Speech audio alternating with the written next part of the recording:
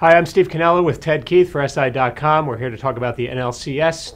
Ted, something different this year. Usually we get the Giants or the Cardinals in the NLCS. This year we get the Giants and the Cardinals in the NLCS. How did this happen? The Giants are a team that were barely over 500 in September going down the stretch. The Cardinals were a team that were barely over 500 in the second half as well. How do we get to the same position that we seem to be in every year with these two teams? Well, I hope they won't take any offense to the idea, right, that most of the country is probably not that psyched to see a Giants-Cardinals NLCS. I think they're getting tired of them, but they've earned their way here. You know, they're the two best teams, arguably, at the right time. They may not have been for the first 6 months of the season, but it's hard to argue with how they got here. In some way, I think the Cardinals maybe earned it a little bit more because they actually had to go out and beat Clayton Kershaw, the best pitcher in the world, 2 times.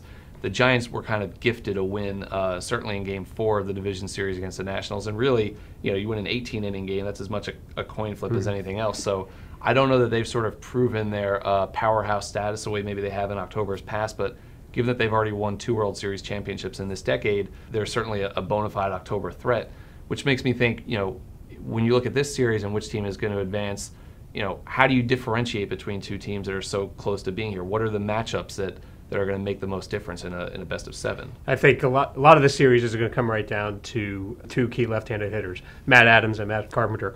The Giants' ability to contain those guys is really going to be key. The Giants have 2 lefty relievers who are really key for them, Jeremy Affeldt and Javier Lopez. Now, both those guys are about even. They're effective against righties as well as lefties, so Bruce Bochy doesn't have to play matchup hitter by hitter the way the Cardinals stagger their lineup righty-lefty, righty-lefty. But it's really going to kind of come down in games I expect are going to be tight. It's going to come down to late innings. One of those guys getting one of those key left-handed hitters out. If you can get Adams and Carpenter out, I think you can beat the Cardinals offense because they don't have quite the offensive attack that they've had in the past years.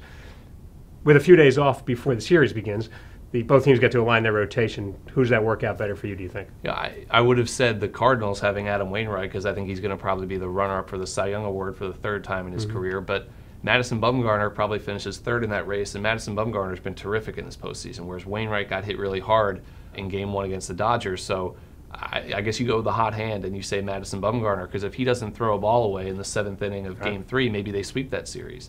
But this is a real benefit to them because when they went into the postseason, they had to use Bumgarner just to get through the wild card game. And of course, he was fantastic. He pitched a shutout, but then they only needed him once, fortunately for them, in the division series, and then sets it up perfectly for Game 1. Wainwright is almost going to be pitching on extra rest. And you always wonder this time of year, where's the balance between enough rest and too much rest? Right.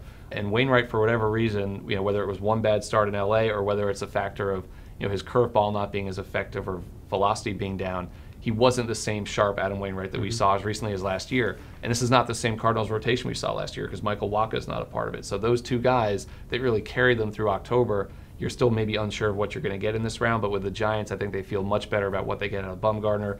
And then that sets up the rotation behind them because they've got Jake Peavy, even Ryan Vogelsong, who was very effective for them in a Game 4. And it's kind of impressive to see what they've done. If you had said this in 2010, you would have thought, well, of course they're going to be this good for this long because they'll have Tim Lincecum and Matt Cain at the front of their rotation. Totally different group. Exactly. Neither of those guys are around. So, to me, when you're looking at this, it's almost hard to say which team has had the more impressive run here over the last couple of years because the Cardinals have won 2 World Series going back to 2006. The Giants have won 2 World Series in that time. The Cardinals have actually found experience losing in October. The Giants haven't lost in October yet under Bruce Bochy. So is this the time where it finally happens for them, where they've run into sort of their mirror image, and that's what it's going to take to beat them, or do the Giants get to the World Series?